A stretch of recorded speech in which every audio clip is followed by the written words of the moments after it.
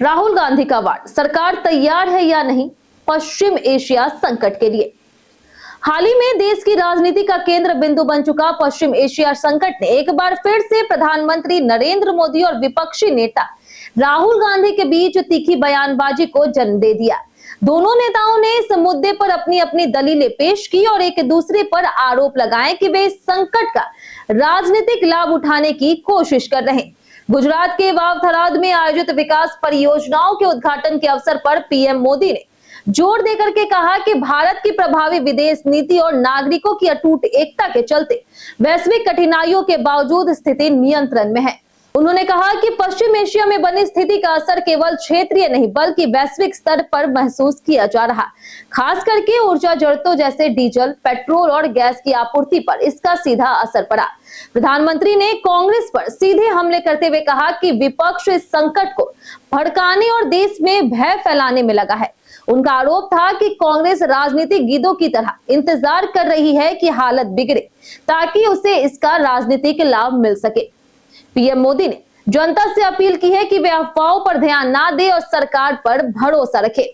वहीं दूसरी ओर राहुल गांधी ने इस मुद्दे को लेकर के एक अलग दिशा में बात की। उन्होंने केरल के कोझिकोड में एक रैली के दौरान चेतावनी दी कि पश्चिम एशिया संकट भारत के लिए एक वित्तीय भूकंप का कारण बन सकता है। उनका मानना है कि यह संकट महंगाई और ईंधन की कीमतों को और बढ़ाएगा। उन्होंने कहा कि आम लोग सीधे प्रभावित होंगे और इस स्थिति में केंद्र की भाजपा सरकार का हाथ बांधा हुआ दिख रहा। राहुल गांधी ने केंद्र सरकार पर आरोप लगाया है कि वह अमेरिकी राष्ट्रपति डोनाल्ड ट्रंप के इशारे पर चल रही है और इस वजह से भारत की सुरक्षा और आर्थिक स्थिति पर असर पड़ रहा। उन्होंने सवाल उठाया कि केरल सरकार जनता की सुरक्षा के लिए क्या कर रही और आम लोगों को इस संकट से कैसे बचाया जाएगा। इस पूरे घटनाक्रम से साफ है कि पश्चिम एशिया संकट सिर्फ अंतरराष्ट्रीय राजनीति का मामला नहीं रह गया बल्कि यह सीधे भारतीय जनता और अर्थव्यवस्था को प्रभावित कर रहा।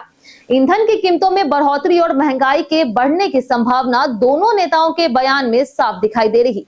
पीएम मोदी इसे नियंत्रित करने और जनता को भरोसा दिलाने की कोशिश कर रहे हैं, जबकि राहुल गांधी इसे सरकार की नाकामी और जोखिम के रूप में पेश कर रहे हैं। इस विवाद का नतीजा यह है कि चुनावी राजनीति और अंतर्राष्ट्रीय संकट का मेल बन गया। देशवासी यह देख रहे हैं कि संकट का वास्तविक असर उनके जीवन पर क्या पड़ेगा और कौन सरकार की तरह उन्हें भरोसेमंद सुरक्षा राहत प्रदान कर रहा। पश्चिम एशिया संकट पर पीएम मोदी और राहुल गांधी के बयान ने न केवल राजनीतिक टकराव को उजागर किया बल्कि यह भी दिखाया कि वैश्विक घटनाओं का असर सीधे भारतीय अर्थव्यवस्था और जनता की जिंदगी पर पड़ता है। जनता के लिए असमय सतर्क रहने और सही जानकारी लेने का है ताकि वे अफवाहों और राजनीतिक प्रचार से प्रभावित ना हो।